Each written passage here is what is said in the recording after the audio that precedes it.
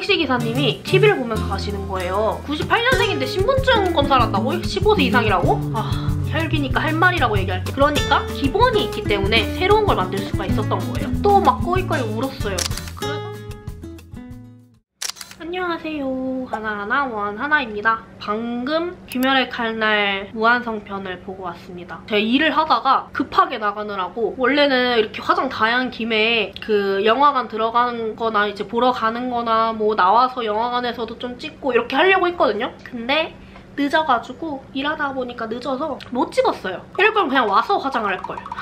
그래서 엄청 급하게 들어가느라고 못 찍었고 지금 이렇게 오자마자 바로 리뷰를 남깁니다. 저는 일단은 예매를 4DX랑 일반 이렇게 두 가지 다 예매를 했어요. 왜냐면 어떤 거를 보는 게 가성비가 있을지 어떤 게 더 좋을지 이런 걸 좀 비교하는 것도 말씀드리면 좋지 않을까라는 생각이 들어서 두 가지를 다 예매를 했고 4DX를 지금 보고 왔습니다. 이게 제가 늦은 거에는 택시기사님도 한몫을 한 게 택시기사님이 TV를 보면서 가시는 거예요. 앞차가 이제 떠나면 이게 띠링 이러고서 차에 알림음이 울리거든요. 그게 울려야 가요. 만약에 자기가 차선에 제일 첫 번째다? 그러면 파란불이 됐는데도 안 가요. 그래서 제가 파란불이라고 나지막히 파란불이에요 이렇게 하니까 그제서야 가세요. 미치겠는 거예요. 저는 원래 탈 때는 딱 맞게 도착하겠다 이렇게 생각했는데 그런 식으로 가시니까 늦을 것 같은 거예요. 실제로 늦었고 중간에 너무 답답해가지고 그냥 운전할 때도 티 보느라고 엄청 천천히 가세요. 그래가지고 기사님 혹시 몇 시 도착 예정일까요? 조금 빨리 가주실 수 있을까요? 라고 말씀드렸어요. 했더니 지금 여기 뭐 좀 막히는 구간이니까 여기 지나면 좀 빠르지 않을까요? 이런 식으로 얘기를 하시는 거예요. 너무 여유로우세요. 나는 급한데. TV 보면서 가는 것도 솔직히 좀 위험한 일이잖아요. 그래서 안 그래도 화가 나는데 늦을 것 같아서 더 화가 났고 늦었고 화가 났고 뛰어갔고 근데 이게 영화 그 예매 시간보다 10분 뒤에 영화가 시작이 되거든요. 왜냐면 입장 지연하는 사람들을 위해서. 근데 이게 10분 후인 거예요. 지금 제가 들어가려는데. 근데 보여줬더니 이게 15세 이상이라고 저한테 신분증을 보여달라는 거예요. 그래서 안 가져왔거든요. 저는 핸드폰만 가져갔어요. 모바일 티켓이라서. 그래서 저 안 가져왔는데 막 계속 이러시는 거예요. 저 98년생인데 저 지금 빨리 들어가야 되는데 이거 시작하는데 그러니까 들어가세요. 이렇게 해서 결국 들어왔어요. 아니 98년생인데 신분증 검사를 한다고? 15세 이상이라고?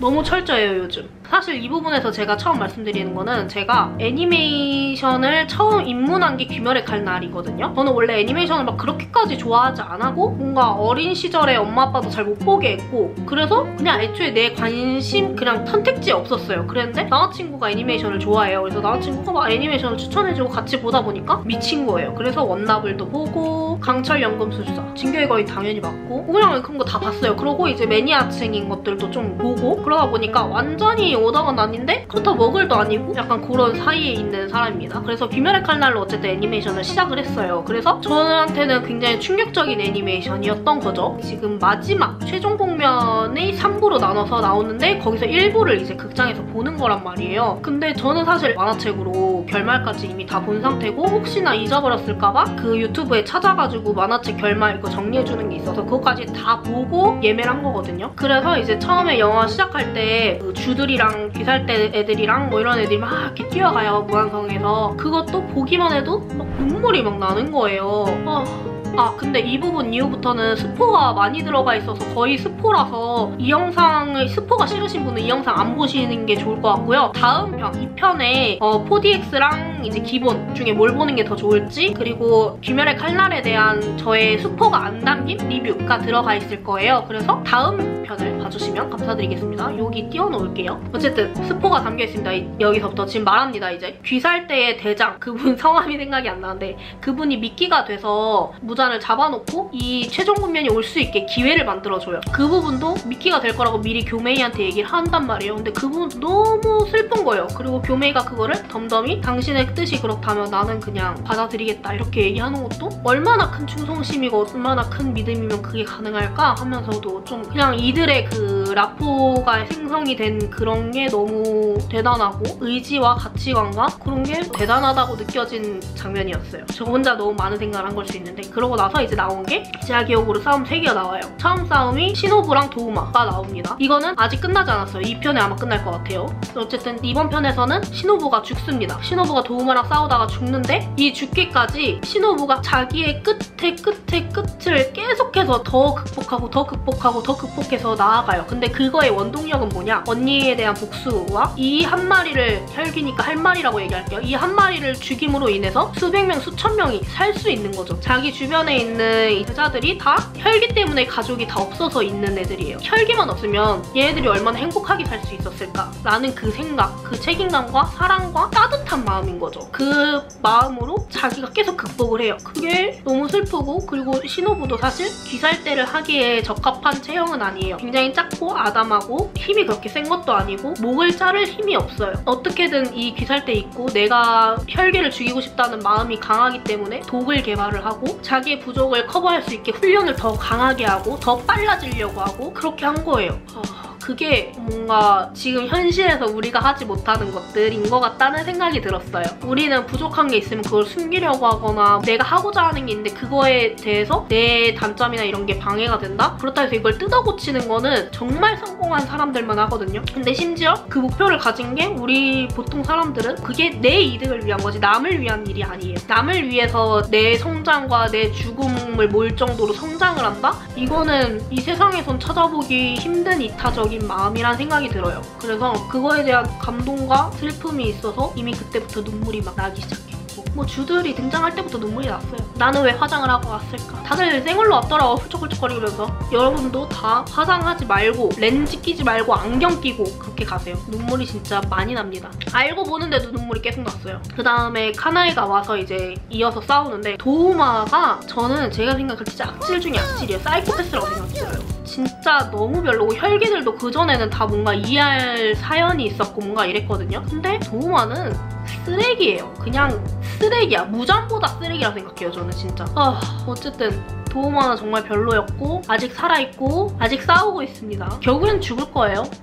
두 번째 싸움이 이제 제니츠와 그 사형, 이름이 생각이 안 나는데 제니츠의 사형이 나오거든요. 걔는 이제 자기가 약하고 계속해서 강해지기 위해서 혈기가 됐어요. 근데 이게 강해지기 위해서 혈기가 됐다기보다 살아있는 게 이기는 거다라고 생각이 들어서 정말 비굴한 상황도 괜찮아, 난 살아있으니까. 살아있으면 언젠간 이길 날이 와 하면서 계속 살려고 하다 보니까 엄청나게 강한 혈기를 만났는데 이름이 기억이 안 나네요. 그 혈기를 만났는데 내가 지금 이 사람의 피를 마시지 않으면 죽을 것 같으니까 마셨어요. 그래서 혈기가 된 거죠. 얘가 가진 가치관은 살아있으면 이긴다라는 건지 아니면 그냥 사실 지금 당장 죽는 게 두려워서 그럴싸한 핑계를 댄 건지 사실 잘 모르겠어요. 근데 저는 좀 비굴한 것 같아요. 다른 캐릭터에 비해서. 참 약해서 더 강한 척하고 있구나라는 생각이 들었고, 제니츠는 오히려 강한 아이이기 때문에 약해 보이는 행동을 해도 그게 부끄럽지 않은 아이구나 라는 생각이 들었어요. 그래서 제니츠가 항상 눈을 감고 싸웠거든요. 근데 이번에 눈을 뜨고 싸워요. 그 분노와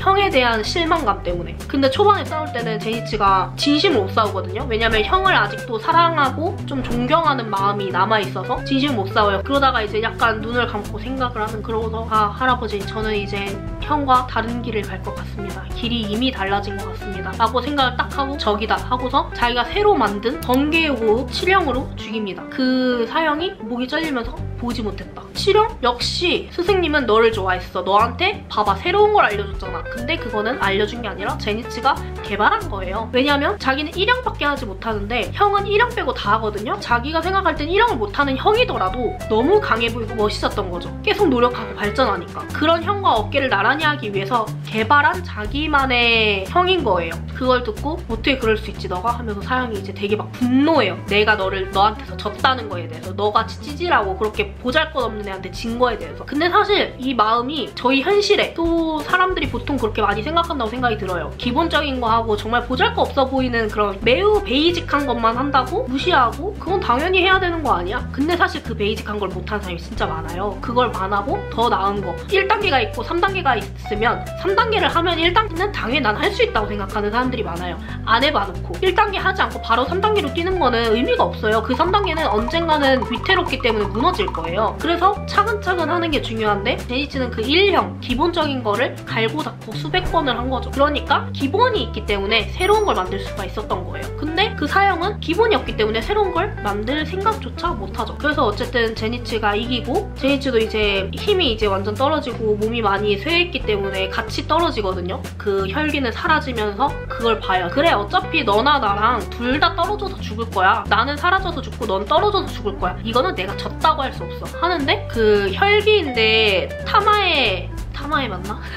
이름을 다 잘 모르네요. 근데 어쨌든 그 혈기인데 병 고쳐주고 이렇게 하는 의사 역할을 하는 애가 있는데 그 남자애가 살아있는 동안 누군가한테 베푼 사람은 이런 상황에서 도움을 받을 수 있지. 근데 너는 베푼 적이 없기 때문에 이것조차 기대할 수 없을 거야. 하면서 비웃어주고 제니치를 챙겨서 가요. 그러면 이제 그 사형이 분해하면서 사라집니다. 뭔가 돌아올 걸 생각해서 베푼 건 아니지만 그렇게 한 사람은 내가 너무 힘들 때 도움의 손길을 받을 수 있을 확률이 조금이나마 있어요. 내가 정말 못되게 살았으면 도와줄 수 있어도 도와주기 싫겠죠. 내 삶을 살아가는 나의 가치관도 중요하지만 남을 바라보는 내 시선도 중요하고 그런 게 중요하겠구나. 이런 거를 담은 거구나 라는 생각이 조금 들었습니다. 이제 세 번째 싸움, 마지막 싸움이 이제 제일 이 애니메이션의 키포인트인 아카사, 기유와 탄지로가 한 팀이 돼서 아카사랑 싸웁니다. 그리고 아카사의 과거가 나옵니다. 이 과거가 포인트긴 했는데 저는 그 전에 탄지로랑 기유랑 이제 좀 웃긴 장면들이 있었어요. 제 개인적으로 웃겼던 거는 아카사는 싸울 때 상대가 마음에 들면 1단계가 이름을 물어봅니다. 이를 물어서 싸우는데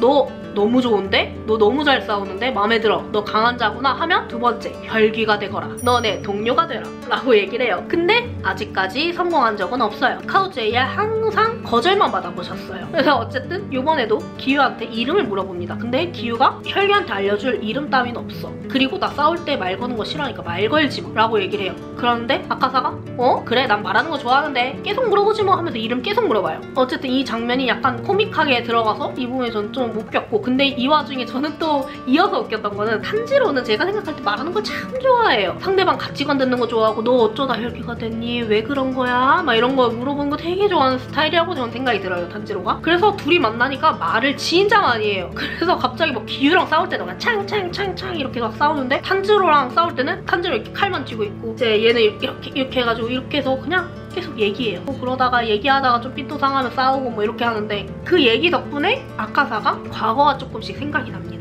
아카사는 원래 그 투기와 살기 이런 기운을 가지고 이 사람이 공격을 어디로 할 건지 이런 걸 미리 예측해서 싸우거든요. 그렇기 때문에 아카사의 공격은 빈틈이 없고 상대방의 허를 찔러요. 그리고 자기는 공격을 받지 않아요. 다 막으니까 미리 보여서. 근데 이거를 그래서 탄지로는 또 생각합니다. 생각해라. 도대체 어떠한 방법으로 얘가 하는 거지? 계속 고민을 해요. 과거가 이제 생각이 나면서 자기 아버지와 얘기했던 게 생각나면서 내비치는 세계에 대한 생각이 납니다. 내비치는 세계는 투기도 없고 살기도 없고 아무런 생각이 없는 무념무상의 상태예요. 그런 상태에서 아버지가 곰을 베거든요. 그걸 봅니다. 그리고 아버지가 이걸 꼭 기억해둬라 라고 얘기를 해요. 그걸 기억을 해내서 이런 식으로 하는 거구나 라고 터득을 한 다음에 내비치는 세계에 들어가게 됩니다. 탄지로가. 그래서 내비치는 세계가 기껏 돼가지고 아카사가 탄지로 못 느껴요. 그 탄지로 이미 죽은 줄 알고 기유만 이렇게 보고 있는데 뒤에서 탄지로가 탁 나옵니다. 그래서 기유가 지금 아카사가 못 느끼고 있어. 지금이야! 라고 얘기하는데 탄지로가 다가가서 얘기합니다. 아카사! 나 지금 너 목 때린다? 너 목 친다? 라고 바로 미리 예고를 해요. 이 부분에서 관객들이 웃고 약간 이렇게 탄식도 하시고 그러시더라고요. 근데 저는 이 부분이 내비치는 세계에 들어갔기 때문에 탄지로가 말한 거라고 생각이 들어요. 이게 어떻게 보면 자기의 생각을 말하지 않는다는 거는 내가 말하면 얘가 아니까 이거잖아요. 이건 어떻게 보면 살기고 투기거든요. 그리고 탄지로 아빠도 곰 죽일 때 보면 곰한테 얘기해요. 너 이거 넘어오면 죽일 거야. 넘어오니까 바로 죽입니다. 그러니까 미리 예고를 했어요. 이게 내비치는 세계이기 때문에 가능했던 거고 정말 아버지와 똑같이 했다라고 생각이 들었고 이것 또한 의미 있는 장면이 아닌가라고 생각이 들었습니다. 내비치는 세계에 대해서 좀 더 제 생각을 말씀드리자면 탄지로가 되게 그 짧은 기간 또 갑자기 내비치는 세계에 들어갈 수 있었던 거거든요. 이 빠른 속도로 가능했던 이유가 탄지로였기 때문이라고 생각이 들어요. 왜냐하면 항상 탄지로의 싸우는 방법과 탄지로 성향을 보면 그 상대에 대한 살기가 기본적으로 있는 애가 아닌 것 같아요. 그냥 누군가를 지키기 위해서 그리고 어떻게 보면 혈기로 있는 아이를 구원하기 위해서 그만해라 너 이제 그만 쉬어 라는 생각으로 그래서 기본적으로 다른 사람들은 이 사람이 싫고 싫고 좋고 뭐 이런 감정이 있다면 탄지로는 애초에 부정적인 감정이 잘 안 드는 아이이기 때문에 좀 더 빠르게 살기와 투기와 이런 거를 지울 수 있었던 게 아닐까라는 생각이 들어요. 아카사의 과거가 나오는데 저는 이걸 만화책을 보면서 이미 엄청 통곡을 했거든요. 그리고 복습을 하면서도 또 막 꺼이꺼이 울었어요. 그래서 영화관에 가니까 많이 생각보다 처음보다 눈물이 나진 않았어요.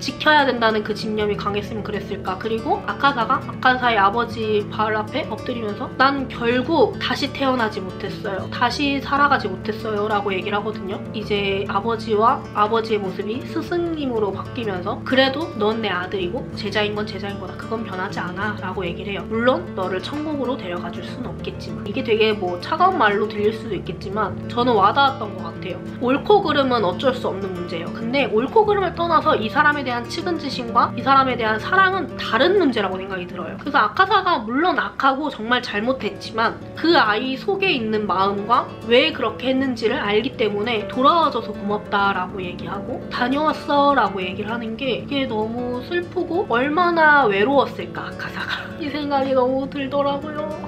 렌코쿠 죽일 때는 진짜 너무 화났거든요. 렌코쿠랑 무이치로가 제 최애거든요. 근데 렌코쿠를 죽였을 땐 진짜 너무 얍삽빨았어요. 햇빛 피해서 피하는 게 너무 야비하고 너무 그랬던 것 같아요. 어쨌든 지금 이 과거를 보니까 왜 그렇게 집착을 했을 수밖에 없었는지 그런 게 좀 있었던 것 같아요. 그리고 그 기억을 되살리는 데에 그 아내 효쿠? 맞나? 아카사의 부인이 있거든요. 그 부인이 계속 잡으면 이제 그만해. 안 돼. 난 계속 강해져야만 해. 나는 쟤네들을 죽여야 돼. 왜? 쟤네들이 약하니까. 약한 사람 왜 죽여야 돼? 난 계속 강해져야 되니. 왜 강해져야 되는데? 계속 왜를 던져요. 근데 이게 저희 삶에도 저는 필요하다고 생각이 들었어요. 저희가 뭔가를 일을 하거나 뭘 할 때 내가 이 일을 왜 해야 돼?